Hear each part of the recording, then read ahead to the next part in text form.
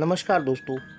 कहते हैं कि बड़े बूढ़ों का दिल बिल्कुल बच्चों जैसा होता है और बड़े बूढ़ों के मन की हिफाजत उसी प्रकार करने की ज़रूरत होती है जिस प्रकार किसी छोटे बच्चे की हिफाजत करने की ज़रूरत होती है। और ये सब कुछ निर्भर करता है एक संतान पर। यदि संतान अच्छी है तो वो अपने माँ बाप की, बड़े बूढ़ों की बड़ी सेवा करती है, परंतु यदि संतान अच्छी नहीं है तो वो अपने बड़े बूढ़ों को ना जाने कितने प्रकार के दुख दर्द दिखाती है। इसी बात को प्रकट किया है मुंशी प्रेमचंद ने अपनी कहानी बूढ़ी काकी में, जिसका अध्ययन हम करने जा रहे हैं अपनी आज की इस वीडियो में। तो चलिए देखते हैं कि क्या बताते हैं मुंशी प्रेमचंद अपनी कहानी बूढ़ी काकी में बड़े बूढ़ों के बारे में। बुढ़ापा बहुधा बचपन का पुनरागमन हुआ करता है। बूढ़ी काकी में जिव्या स्वाद के सिवा और कोई चेष्टा शेष न थी और ना अपने कष्टों की ओर आकर्षित करने का रोने के अतिरिक्त कोई दूसरा सहारा ही। समस्त इंद्रियां, नेत्र, हाथ और पैर जवाब दे चुके थे। पृथ्वी पर पड़ी रहती और घर वाले कोई बात उनकी इच्छा के प्रतिकूल करते, भोजन का समय टल जाता या उसका परिणाम पूर्ण न होता, अथवा बाजार से कोई वस्तु आती और ना मिलती तो ये रोने लगती। उनका रोना सिसकना साधारण रोना न था, वे गला फाड़ फाड़ कर रोती थी। उनके पतिदेव को स्वर्ग सिधारे कालांतर हो चुका था। बेटे तरुण होकर चल बसे थे। अब एक भतीजे के अलावा और कोई ना था। उसी भतीजे के नाम उन्होंने अपनी सारी संपत्ति लिख दी। भतीजे ने सारी संपत्ति लिखाते समय खूब लंबे चौड़े वादे किए, किंतु वे सब वादे केवल कुली डिपो के दलालों के दिखाए हुए सब्ज बाग थे। यद्यपि उस संपत्ति की वार्षिक आय 150-200 रुपए से कम न थी, तथापि बूढ़ी काकी को पेट भर भोजन भी कठिनाई से मिलता था। इसमें उनके भतीजे पंडित बुद्धिराम का अपराध था अथवा उनकी अर्धांगिनी श्रीमती रूपा का, इसका निर्णय करना सहज नहीं। बुद्धिराम स्वभाव के सज्जन थे, किंतु उसी समय तक जब तक कि उनके कोष पर आँच न आ जाए। रूपा स्वभाव से तीव्र थी सही, पर ईश्वर से डरती थी, अतः बूढ़ी काकी को उसकी तीव्रता उतनी न खलती थी जितनी बुद्धिराम की भलमनशाहत। बुद्धिराम को कभी कभी अपने अत्याचार का खेद होता था। विचारते कि इसी संपत्ति के कारण मैं इस समय भल मानुष बना बैठा हूँ। यदि भौतिक आश्वासन और सूखी सहानुभूति से स्थिति में सुधार हो सकता तो उन्हें कदाचित कोई आपत्ति न होती, परंतु विशेष व्यय का भय उनकी सुचेष्टा को दबाए रखता था। यहाँ तक कि यदि द्वार पर कोई भला आदमी बैठा होता और बूढ़ी काकी उस समय अपना राग अलापने लगती तो वह आगे हो जाते और घर में आकर उन्हें जोर से डांटते। लड़कों को बुढ़ों से स्वाभाविक विद्वेष होता ही है, और फिर जब माता पिता का यह रंग देखते तो वे बूढ़ी काकी को और सताया करते। कोई चुटकी काटकर भगाता, कोई इन पर पानी की कुल्ली कर देता। काकी चीखें मारकर रोती, परंतु यह बात प्रसिद्ध थी कि वह केवल खाने के लिए रोती थी, अतएव उनके संताप और आर्तनाद पर कोई ध्यान नहीं देता था। हाँ, काकी क्रोधातुर होकर बच्चों को गालियां देने लगती तो रूपा घटनास्थल पर आ पहुंचती। इस भय से काकी अपनी जिव्या कृपाण का कदाचित ही प्रयोग करती थी। यद्यपि उपद्रव शांति का यह उपाय रोने से कहीं अधिक उपयुक्त था। संपूर्ण परिवार में यदि काकी से किसी को अनुराग था तो वह बुद्धिराम की छोटी लड़की लाडली थी। लाडली अपने दोनों भाइयों के भय से अपने हिस्से की मिठाई चबैना बूढ़ी काकी के पास बैठकर खाया करती थी। यही उसका रक्षागार था, और यद्यपि काकी की शरण उनकी लोलुपता के कारण बहुत महंगी पड़ती थी, तथापि भाइयों के अन्याय से सुरक्षा कहीं सुलभ थी। तो बस यही इसी स्वार्थानुकूलता ने उन दोनों में सहानुभूति का आरोपण कर दिया था। रात का समय था। बुद्धिराम के द्वार पर शहनाई बज रही थी और गांव के बच्चों का झुंड विस्मयपूर्ण नेत्रों से गाने का रसास्वादन कर रहा था। चार पाइयों पर मेहमान विश्राम करते हुए नाइयों से मुक्कियां लगवा रहे थे। समीप खड़ा भाट विरुदावली सुना रहा था। और कुछ भावज्ञ मेहमानों की वाह वाह पर ऐसा खुश हो रहा था मानो इस वाह वाह का यथार्थ में वही अधिकारी है। दो एक अंग्रेजी पढ़े हुए नवयुवक इन व्यवहारों से उदासीन थे। वे इस गवार मंडली में बोलना अथवा सम्मिलित होना अपनी प्रतिष्ठा के प्रतिकूल समझते थे। आज बुद्धिराम के बड़े लड़के मुखराम का तिलक आया है, वह उसी का उत्सव है। घर के भीतर स्त्रियां गा रही थी और रूपा मेहमानों के लिए भोजन में व्यस्त थी।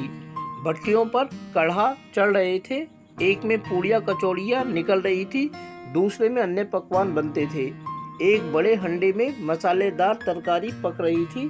घी और मसाले की शोधावर्धक सुगंधी चारों ओर फैली हुई थी। बूढ़ी काकी अपनी कोठरी में शोकमय विचार की भांति बैठी हुई थी। यह स्वाद मिश्रित सुगंधी उन्हें बेचैन कर रही थी। वे मन ही मन विचार कर रही थी, संभवतः मुझे पूड़ियाँ ना मिलेंगी।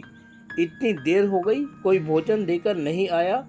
मालूम होता है सब लोग भोजन कर चुके हैं, मेरे लिए कुछ ना बचा। यह सोचकर उन्हें रोना आया, परंतु अपशगुन के भय से वह रो ना सकी। आह, कैसी सुगंधी है, अब मुझे कौन पूछता है। जब रोटियों के ही लाले पड़े हैं तब ऐसे भाग्य कहाँ की भरपेट पूड़ियाँ मिले।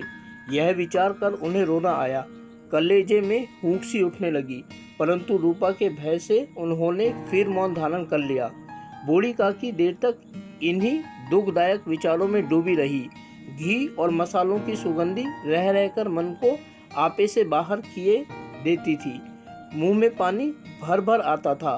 पूड़ियों का स्वाद स्मरण करके हृदय में गुदगुदी होने लगती थी। किसे पुकारूं, आज लाडली बेटी भी यहाँ नहीं आई। दोनों छोकरे सदा दिया करते हैं, आज उनका भी कहीं पता नहीं। कुछ मालूम तो होता कि क्या बन रहा है। बूढ़ी काकी की कल्पना में पूड़ियों की तस्वीर नाचने लगी। खूब लाल लाल, फूली फूली, नरम नरम होंगी। रूपा ने भली भांति भोजन किया होगा। कचौड़ियों में अजवाइन और इलायची की महक आ रही होगी। एक पूड़ी मिलती तो जरा हाथ में लेकर देखती, क्यों ना चलकर कढ़ा के सामने ही बैठूं। पूड़ियाँ छन छन कर तैयार होंगी, कढ़ा से गरम गरम निकालकर थाल में रखी जाती होंगी। फूल हम घर में भी सूंघ सकते हैं, परंतु वाटिका में कुछ और बात होती है। इस प्रकार निर्णय करके बूढ़ी काकी उकड़ू बैठकर हाथों के बल सरकती हुई बड़ी कठिनाई से चौखट से उतरी और धीरे धीरे रेंगती हुई कढ़ा के पास जा बैठी। यहाँ आने पर उन्हें उतना ही धैर्य हुआ जितना भूखे कुत्ते को खाने वाले के सम्मुख बैठने में होता है। रूपा उस समय कार्यभार में उद्विग्न हो रही थी। कभी इस कोठे जाती, कभी उस कोठे, कभी कढ़ा के पास जाती, कभी भंडार में जाती। किसी ने बाहर से आकर कहा, महाराज ठंडई मांग रहे हैं। ठंडई देने लगी। इतने में फिर किसी ने आकर कहा, भाट आया है, उसे कुछ दे दो। भाट के लिए सीधा निकाल रही थी कि एक तीसरे आदमी ने आकर कहा, अभी भोजन तैयार होने में कितना विलंब है, जरा ढोल मजीरा उतार दो। बेचारी अकेली स्त्री दौड़ते दौड़ते व्याकुल हो रही थी, झुंझलाती थी, कुड़ती थी, परंतु क्रोध प्रकट करने का अवसर ना पाती थी। भय होता कहीं पड़ोसी ने यह ना कहने लगे कि इतने में उबल पड़ी। प्यास से स्वयं कंठ सूख रहा था, गर्मी के मारे फूकी जाती थी, परंतु इतना अवकाश न था कि जरा पानी पी ले अथवा पंखा लेकर झले। यह भी खटका था कि जरा आंख हटी और चीजों की लूट मची। इस अवस्था में उसने बूढ़ी काकी को कढ़ा के पास बैठी देखा तो जल गई। क्रोध न रुक सका। इसका भी ध्यान न रहा कि पड़ोसी ने बैठी हुई है, मन में क्या कहेंगी। पुरुषों में लोग सुनेंगे तो क्या कहेंगे। जिस प्रकार मेंढक केचुए पर झपटता है, उसी प्रकार वह बूढ़ी काकी पर झपटी और उन्हें दोनों हाथों से झटक कर बोली, ऐसे पेट में आग लगे है, पेट है या भाड़। कोठरी में बैठते हुए क्या दम घुटता था। अभी मेहमानों ने नहीं खाया, भगवान को भोग नहीं लगा, तब तक धैर्य ना हो सका, आकर छाती पर सवार हो गई। जल जाए ऐसी जीभ, दिन भर खाती ना जाती तो जाने किसकी हांडी में मुंह डालती। गांव देखेगा तो कहेगा कि बुढ़िया भरपेट खाने को नहीं पाती, तभी तो इस तरह मुंह बाए फिरती है। डायन ना मरे ना माचे छोड़े, नाम बेचने पर लगी है, नाक कटवा कर दम लेगी। इतनी ठूसती है, ना जाने कहाँ भस्म हो जाता है। भला चाहती हो तो जाकर कोठरी में बैठो, जब घर के लोग खाना खा लेंगे तब तुम्हें भी मिलेगा। तुम कोई देवी नहीं हो कि चाहे किसी के मुंह में ना पानी आए परंतु तुम्हारी पूजा पहले ही हो जाए। बूढ़ी काकी ने सिर उठाया, ना रोई ना बोली, चुपचाप रेंगती हुई अपनी कोठरी में चली गई। आवाज़ ऐसी कोठर थी कि हृदय और मस्तिष्क की संपूर्ण शक्तियाँ, संपूर्ण विचार और संपूर्ण भार उसी ओर आकर्षित हो गए थे। नदी में जब कगार का कोई वृहद खंड कटकर गिरता है तो आसपास का जल समूह चारों ओर से उसी स्थान को पूरा करने के लिए दौड़ता है। भोजन तैयार हो गया, आंगन में पत्तलें पड़ गईं, मेहमान खाने लगे। स्त्रियों ने जेवनार गीत गाना आरंभ कर दिया। मेहमानों के नाई और सेवक गण भी उसी मंडली के साथ किंतु कुछ हटकर भोजन करने बैठे थे, परंतु सभ्यतानुसार जब तक सबके सब खा ना चुके हों कोई उठ नहीं सकता था। दो एक मेहमान जो कुछ पढ़े लिखे थे सेवकों के दीर्घाहार पर झुंझला रहे थे। वे इस बंधन को व्यर्थ और बेकार की बात समझते थे। बूढ़ी काकी अपनी कोठरी में जाकर पश्चाताप कर रही थी कि मैं कहां से कहां आ गई। उन्हें रूपा पर क्रोध नहीं था, अपनी जल्दबाजी पर दुख था। सच ही तो है, जब तक मेहमान लोग भोजन ना कर चुकेंगे घर वाले कैसे खाएंगे। मुझसे इतनी देर भी रहा ना गया, सबके सामने पानी उतर गया। अब जब तक कोई बुलाने नहीं आएगा ना जाऊंगी। मन ही मन इस प्रकार का विचार कर वह बुलाने की प्रतीक्षा करने लगी, परंतु घी की रुचिकर सुवास बड़ी धैर्य परीक्षक प्रतीत हो रही थी। उन्हें एक एक पल एक एक युग के समान मालूम होता था। अब पत्तल बिछ गई होंगी, अब मेहमान आ गए होंगे, लोग हाथ पैर धो रहे हैं, भाई पानी दे रहा है, मालूम होता है लोग खाने बैठ गए हैं, जेवनार गाया जा रहा है। यह विचार कर वह मन को बहलाने के लिए लेट गई। धीरे धीरे एक गीत गुनगुनाने लगी। उन्हें मालूम हुआ कि मुझे गाते देर हो गई। क्या इतनी देर तक लोग भोजन ही कर रहे होंगे? किसी की आवाज़ सुनाई नहीं देती, अवश्य ही लोग खा पी कर चले गए। मुझे कोई बुलाने नहीं आया है। रूपा चिढ़ गई है, क्या जाने ना बुलाए। सोचती हो कि आप ही आवेंगी, वह कोई मेहमान तो नहीं जो उन्हें बुलाऊं। बूढ़ी काकी चलने को तैयार हुई, यह विश्वास कि 1 मिनट में पूड़ियाँ और मसालेदार तरकारियाँ सामने आएंगी उनकी स्वादेंद्रियों को गुदगुदाने लगा। उन्होंने मन में तरह तरह के मंसूबे बांधे। पहले तरकारी से पूड़ियाँ खाऊंगी, फिर दही और शक्कर से कचौड़ियाँ रायते के साथ मज़ेदार मालूम होंगी। चाहे कोई बुरा माने चाहे भला, मैं तो मांग मांग कर खाऊंगी। यही ना लोग कहेंगे कि इन्हें विचार नहीं। कहा करें, इतने दिन के बाद पूड़ियाँ मिल रही हैं तो मुंह झूठा करके थोड़े ही उठ जाऊंगी। वह उकड़ू बैठकर सरकते हुए आंगन में आई, परंतु हाय दुर्भाग्य, अभिलाषा ने अपने पुराने स्वभाव के अनुसार समय की मिथ्या कल्पना की थी। मेहमान मंडली अभी बैठी हुई थी। कोई खाकर उंगलियां चाटता था, कोई तिरछे नेत्रों से देखता था कि और लोग अभी खा रहे हैं या नहीं। कोई इस चिंता में था कि पत्तल पर पूड़ियाँ छूटी जाती हैं, किसी तरह इन्हें भीतर रख लेता। कोई दही खाकर चटकारता था, परंतु दूसरा दोना मांगते संकोच करता था कि इतने में बूढ़ी काकी रेंगती हुई उनके बीच में आ पहुंची। कई आदमी चौंककर उठ खड़े हुए, पुकारने लगे, अरे यह बुढ़िया कौन है? यहाँ कहाँ से आ गई? देखो किसी को छू ना दे। पंडित बुद्धिराम काकी को देखते ही क्रोध से तिलमिला गए। पूड़ियों का थाल लिए खड़े थे, थाल को जमीन पर पटक दिया और जिस प्रकार निर्दयी महाजन अपने किसी बेईमान और भगोड़े कर्जदार को देखते ही उसका टेटुआ पकड़ लेता है, उसी तरह लपक कर उन्होंने काकी के दोनों हाथ पकड़े और घसीटते हुए लाकर उन्हें अंधेरी कोठरी में धम से पटक दिया।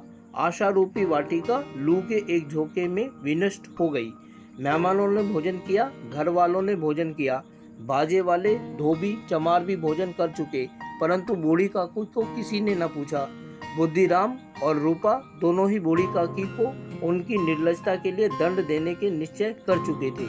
उनके बुढ़ापे पर, दीनता पर, हत ज्ञान पर किसी को करुणा न आई थी। अकेली लाडली उनके लिए कुढ़ रही थी। लाडली को काकी से अत्यंत प्रेम था। बेचारी भोली लड़की थी। बाल विनोद और चंचलता की उसमें गंध तक न थी। दोनों बार जब उसके माता पिता ने काकी को निर्दयता से घसीटा तो लाडली का हृदय ऐंठ कर रह गया। वह झुंझला रही थी कि हम लोग काकी को क्यों बहुत सी पूड़ियाँ नहीं देते। क्या मेहमान सबकी सब खा जाएंगे? और यदि काकी ने मेहमानों से पहले खा लिया तो क्या बिगड़ जाएगा? वह काकी के पास जाकर उन्हें धैर्य देना चाहती थी, परंतु माता के भय से ना जाती थी। उसने अपने हिस्से की पूड़ियाँ बिल्कुल ना खाई थी, अपनी गुड़िया की पिटारी में बंद कर रखी थी। उन पूड़ियों को काकी के पास ले जाना चाहती थी। उसका हृदय अधीर हो रहा था। बूढ़ी काकी मेरी बात सुनते ही उठ बैठेंगी, पूड़ियाँ देखकर कैसी प्रसन्न होंगी, मुझे खूब प्यार करेंगी। रात को 11 बज गए थे। रूपा आंगन में पड़ी सो रही थी। लाडली की आंखों में नींद न आती थी। काकी को पूड़ियाँ खिलाने की खुशी उसे सोने न देती थी। उसने गुड़ियों की पिटारी सामने रखी थी। जब विश्वास हो गया कि अम्मा सो रही हैं, तो वह चुपके से उठी और विचारने लगी, कैसे चलूं? चारों ओर अंधेरा था, केवल चूल्हों में आग चमक रही थी और चूल्हों के पास एक कुत्ता लेटा हुआ था। लाडली की दृष्टि सामने वाले नीम पर गई। उसे मालूम हुआ कि उस पर हनुमान जी बैठे हुए हैं। उनकी पूंछ, उनकी गदा वह स्पष्ट दिखलाई दे रही थी। मारे भय के उसने आंखें बंद कर ली। इतने में कुत्ता उठा बैठा। लाडली को ढांढस हुआ। कई सोए हुए मनुष्यों के बदले एक भागता हुआ कुत्ता उसके लिए अधिक धैर्य का कारण हुआ। उसने पिटारी उठाई और बूढ़ी काकी की कोठरी की ओर चली। बूढ़ी काकी को केवल इतना स्मरण था कि किसी ने मेरे हाथ पकड़कर घसीटे। फिर ऐसा मालूम हुआ कि जैसे कोई पहाड़ पर उठाए लिए जाता है। उनके पैर बार बार पत्थरों से टकराए। तब किसी ने उन्हें पहाड़ पर से पटका। वे मूर्छित हो गई। जब वे सचेत हुई तो किसी की जरा सी भी आहट न मिलती थी। समझी कि सब लोग खा पी कर सो गए और उनके साथ मेरी तकदीर भी सो गई। रात कैसे कटेगी? राम, क्या खाऊं? पेट में अग्नि धधक रही है। हाँ, किसी ने मेरी सुधि न ली। क्या मेरा पेट काटने से धन जुट जाएगा? इन लोगों को इतनी भी दया नहीं आती कि ना जाने बुढ़िया कब मर जाए, उसका जी क्यों दुखावे। मैं पेट की रोटियां ही खाती हूँ कि और कुछ। इस पर वह हाल। मैं अंधी अपाहिज ठहरी, ना कुछ सुनूं ना बूझूं। यदि आंगन में चली गई तो क्या बुद्धिराम से इतना कहते ना बनता था कि काकी अभी लोग खाना खा रहे हैं, फिर आना। मुझे घसीटा, पटका। उन्हीं पूड़ियों के लिए रूपा ने सबके सामने गालियां दी। उन्हीं पूड़ियों के लिए इतनी दुर्गति करने पर भी उनका पत्थर का कलेजा ना पसीजा। सबको खिलाया, मेरी बात तक ना पूछी। जब तब ही ना दी, तब अब क्या देंगे? यह विचार कर काकी निराशा में संतोष के साथ लेट गई। ग्लानि से भरा गला भर भर आता था, परंतु मेहमानों के भय से रोती ना थी। सहसा कानों में आवाज आई, काकी उठो, मैं पूड़ियाँ लाई हूँ। काकी ने लाडली की बोली पहचानी, चटपट उठ बैठी। दोनों हाथों से लाडली को टटोला और उसे गोद में बिठा लिया। लाडली ने पूड़ियाँ निकाल कर दी। काकी ने पूछा, क्या तुम्हारी अम्मा ने दी है? लाडली ने कहा, नहीं, यह मेरे हिस्से की है। काकी पूड़ियों पर टूट पड़ी। 5 मिनट में पिटारी खाली हो गई। लाडली ने पूछा, काकी पेट भर गया? जैसे थोड़ी सी वर्षा ठंडक के स्थान पर और भी गर्मी पैदा कर देती है, उस भांति इन थोड़ी पूड़ियों ने काकी की शुभदा और ईर्ष्या को और उत्तेजित कर दिया था। बोली, नहीं बेटी, जाकर अम्मा से और मांग लाओ। लाडली ने कहा, अम्मा सोती हैं, जगाऊंगी तो मारेंगी। काकी ने पिटारी को फिर टटोला। उसमें कुछ खुरचन गिरी हुई थी। बार बार होठ चाटती थी, चटकारने भरती थी। हृदय महसूस रहा था कि और पूड़ियाँ कैसे पाऊं। संतोष सेतु जब टूट जाता है तब इच्छा का बहाव अपरिमित हो जाता है। मत वालों को मद का स्मरण करना उन्हें मदांध बनाता है। काकी का अधीर मन इच्छाओं के प्रबल प्रवाह में बह गया। उचित और अनुचित का विचार जाता रहा। वे कुछ देर तक इस इच्छा को रोकती रही। सहसा लाडली से बोली, मेरा हाथ पकड़कर वहां ले चलो जहां मेहमानों ने बैठकर भोजन किया है। लाडली उनका अभिप्राय समझ न सकी। उसने काकी का हाथ पकड़ा और ले जाकर झूठे पत्तलों के पास बिठा दिया। दीन शुद्धातुर हत ज्ञान बुढ़िया पत्तलों से पूड़ियों के टुकड़े चुन चुनकर भक्षण करने लगी। ओह, दही कितना स्वादिष्ट था, कचौड़ियाँ कितनी सलोनी, खस्ता कितने सुकोमल। काकी बुद्धिहीन होते हुए भी इतना जानती थी कि मैं यह काम कर रही हूँ जो मुझे कदाचि नहीं करना चाहिए। मैं दूसरों की झूठी पत्तल चाट रही हूँ, परंतु बुढ़ापा तृष्णा रोग का अंतिम समय है, जब संपूर्ण इच्छाएं एक ही केंद्र पर आ लगती हैं। बूढ़ी काकी में यह केंद्र उनकी स्वादिंद्रियां थी। ठीक उसी समय रूपा की आंखें खुली। उसे मालूम हुआ कि लाडली मेरे पास नहीं है। वह चौंकी, चारपाई के इधर उधर ताकने लगी कि कहीं नीचे तो नहीं गिर पड़ी।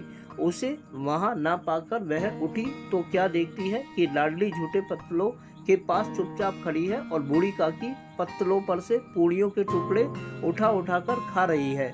रूपा का हृदय सन्न हो गया। किसी गाय की गर्दन पर छुरी चलते देखकर जो अवस्था उसकी होती वही उस समय हुई। एक ब्राह्मणी दूसरों की झूठी पत्तल टटोले, इससे अधिक शोकमय दृश्य असंभव था।